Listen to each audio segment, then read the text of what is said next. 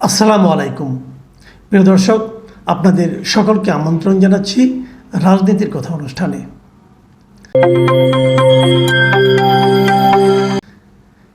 উপজেলায় নির্বাচনকে কেন্দ্র করে সারা দেশে, আমি আগেও বলেছি, সারা দেশে যেন একটা কৌতুককর পরিস্থিতির উদ্ভব হয়েছে।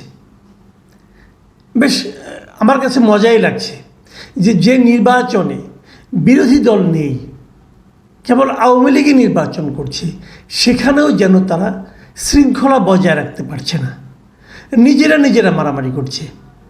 মানে দলকেও তারা বিশ্বাস করছে না, দলকেও তারা আপন মনে করছে না, দলের ভেতরে আরেকটা দল করার চেষ্টা করছে।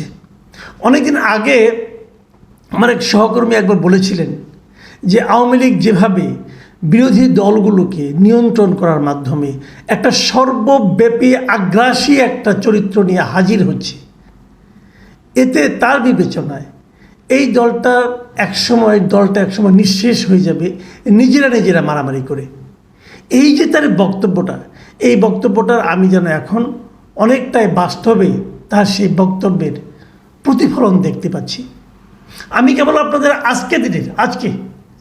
আজকে শনিবার দিন আমি বিভিন্ন পত্রপত্রিকায় কী নিউজ দেখলাম, তার মাঝখান থেকে মাত্র 2-3টা পত্রিকার নিউজ আপনাদেরকে আমি শোনাতে চাই, তাহলে আপনি বুঝবেন হচ্ছেটা কি।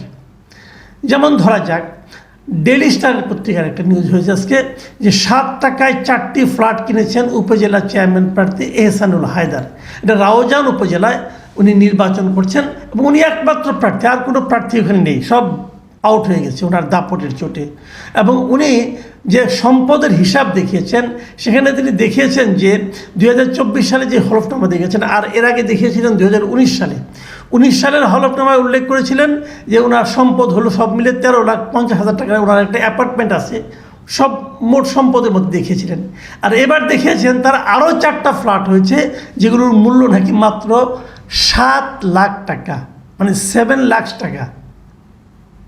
7 লাখ টাকায় 4টা ফ্ল্যাট, ভাবেন, মানে মিথ্যারও তো একটা সীমা আছে। এই লোকগুলোই উপজেলা চেয়ারম্যান হচ্ছে আমাদের দেশে। ঠিক আছে, ডেইলি স্টারে আরেকটা নিউজ দেখুন, হাতীবান্ধায় চেয়ারম্যান প্রার্থীকে পেটালেন প্রতিপক্ষের কর্মী সমর্থকরা। এখানে একজন চেয়ারম্যান পদপ্রার্থী ছিলেন এক মহিলা, শাহানা ফেরদৌসী সীমা, তাকে এবং তার সমর্থকদেরকে সবাইকে পিটিয়ে অনেকের হাত পা ভেঙে দিয়েছেন। আমি একটা ছবিও দেখলাম যে এই প্রার্থীর হাত মানে ভাঙা কিনা যায় না, একটা স্লিংয়ে ঝোলানো অবস্থায় আছে। উনি একদিকে চেয়ারম্যান পদপ্রার্থী, আরেকদিকে একজন নারী, তো তাকেও কিন্তু প্রতিপক্ষের লোকরা ছাড়ছে না। এবং যার বিরুদ্ধে অভিযোগ, তিনি হচ্ছেন হাতীবান্ধা উপজেলা আওয়ামী লীগের সভাপতি, উনিও প্রার্থী, ওনার নাম লিয়াকত হোসেন বাচ্চু। আর এই যে শাহানা ফেরদৌসী সীমা, যিনি আহত হয়েছেন, তিনিও ওখানকার ইউনিয়ন আওয়ামী লীগের সাবেক সভাপতি। মানে আওয়ামী লীগ সব জায়গায় তাই হচ্ছে। দেখুন, আরেকটা নিউজ আমরা পেয়েছি, এই নিউজটা ছাপা হয়েছে আজকের পত্রিকা। শিরোনামটা শুনুন, শিরোনাম শুনলেই বুঝবেন, যারা আমার বিরোধিতা করবে তারা আল্লাহর সঙ্গে বিরোধিতা করবে। মানে উনি এখানে আওয়ামী লীগ এক নেতা, তার একটা ভিডিও উনি এইটা করেছেন, এটা হলো আপনার মানে কি বলে, কুষ্টিয়ার খোকসা উপজেলা নির্বাচনে এখানে চেয়ারম্যান পদপ্রার্থীর পক্ষে জেলা আওয়ামী লীগের সভাপতি ও জেলা পরিষদের প্রশাসক সদরুদ্দিন খান একটা ভাষণ দিয়েছেন। এখানে ওই খোকসা উপজেলার প্রার্থী হচ্ছে তার ছোট ভাই। এই ছোট ভাইয়ের প্রচারণায় গিয়ে উনি এটা মন্তব্য করেছেন এবং ওখানে প্রায় ওনার 2 মিনিট 18 সেকেন্ডের একটা ভিডিও বিভিন্ন সোশ্যাল মিডিয়ায় ছড়িয়ে পড়েছে। সেখানে উনি স্পষ্টভাবে উচ্চারণ করেছেন যে যারা আমার বিরোধিতা করবে তারা আল্লাহর সঙ্গে বিরোধিতা করবে। ভাবুন একবার, উনি নিজেকে আল্লাহর সমর্থক ভাবছেন নাকি? এই হলো গিয়ে কথা। ওখানেও কিন্তু তার ভাইয়ের প্রতিদ্বন্দ্বী যারা, তারা আওয়ামী লীগেরই লোক, তাদেরকে উনি এই হুমকি দিয়েছেন। গৌর নদীতে, এটা ঢাকা পোস্টে উঠেছে, গৌর নদীতে আওয়ামী লীগের 104 নেতাকর্মীর বিরুদ্ধে পাল্টাপাল্টি মামলা। মানে দুপক্ষ মারামারি করেছে, দুপক্ষই মামলা করেছে, দুপক্ষই আওয়ামী লীগের, এবং দুই পক্ষের বাদী আওয়ামী লীগের এবং বিবাদী হলো আওয়ামী লীগের। মোটামুটি আওয়ামী লীগ মারামারি চলছে।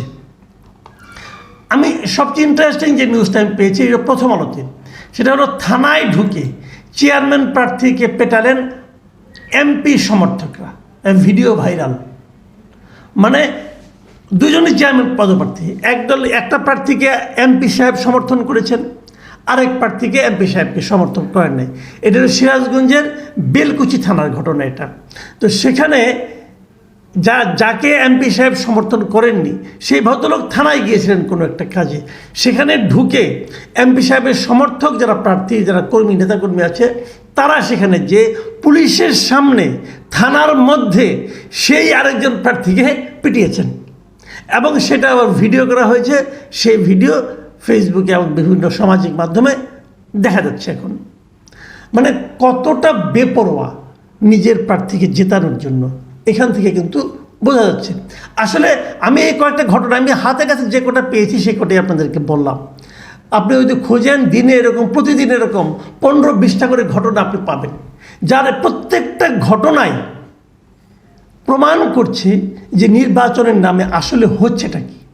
ওই যে বলেন একটা প্রবাদ আছে যে একটা মাংসের টুকরা নিয়ে দুই কুকুরের মধ্যে কামড়াকামড়ি হয়, এখানেও যেন উপজেলার ক্ষমতাকে কেন্দ্র করে আওয়ামী লীগের দুই পক্ষের মধ্যে কামড়াকামড়ি চলছে। এখানে দল, আদর্শ, দলীয় নির্দেশনা কোনো কিচ্ছু কাজ করছে না। কেন? কি এমন মধু এতে? আবার সেই মধুর লোভে এমপি সাহেবরা এবং তার সঙ্গে মন্ত্রীরা তারা তাদের নিজস্ব আত্মীয় স্বজনকে প্রার্থী করেছেন। তারা সেখানে একচেটিয়া ক্ষমতা চান। এই হচ্ছে ক্ষমতার দৌড় এবং ক্ষমতা নিয়ে টানাটানি। এখানে এই নির্বাচনগুলো হচ্ছে কেন? স্থানীয় সরকার নির্বাচন তো এগুলো, মানে স্থানীয়ভাবে সাধারণ জনগণের প্রতিনিধিদের মাধ্যমে, সাধারণ জনগণের ভোটের মাধ্যমে তাদের এমন একটা প্রতিনিধি নির্বাচন করা যা নাকি স্থানীয়ভাবেই সরকারের অনেক কাজকে সেখানে সম্পন্ন করবে। সেই স্থানীয় সরকারের প্রকৃত কনসেপ্টটা তো এখানে অনুপস্থিত আছেই। তারপরেও এভাবে যারা নির্বাচিত হতে চাচ্ছেন অথবা নির্বাচিত হতে যাচ্ছেন তারা কি আসলে জনগণের স্বার্থের দিকে কখনো তাকাবেন? কেউ কি তাকায়? কেবল উপজেলা আলাপ বাদ দেন, আপনি এমপি নির্বাচনে যারা নির্বাচিত হয়েছেন তারা কি জনগণের কথা ভাবেন, নাকি প্রত্যেকটা উপজেলায় নিজস্ব একটা রাজত্ব কায়েমের চেষ্টা করছেন?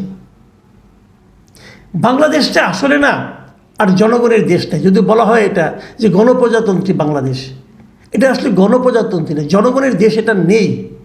ভাবখানা দেখে মনে হয় এটা কতিপয় একটা দুইটা রাজনৈতিক দলের দেশ, একটা দুইটা কেন, একটাই বলা যায়, আওয়ামী লীগ, তাদের দেশ। তাদের দেশের থেকে আমাদের তারা দয়া করে থাকতে দিয়েছে এবং তাদের এক একজন প্রতিনিধি হচ্ছে, তাদের আত্মীয় স্বজন মিলে দেশটাকে লুটপাট করে খাচ্ছে। ম্যাক্সিমাম এমপির দেখবেন, ম্যাক্সিমাম বড় বড় সরকারি কর্মকর্তা দেখবেন বিদেশে তাদের নিজস্ব বাড়ি ঘর আছে, ছেলে মেয়েদেরকে বিদেশে পড়াচ্ছেন, পাঠাচ্ছেন, বিদেশে সেকেন্ড হোম করছেন। এই দেশটাকে তারা রেখেছেন লুটপাট করার জন্য।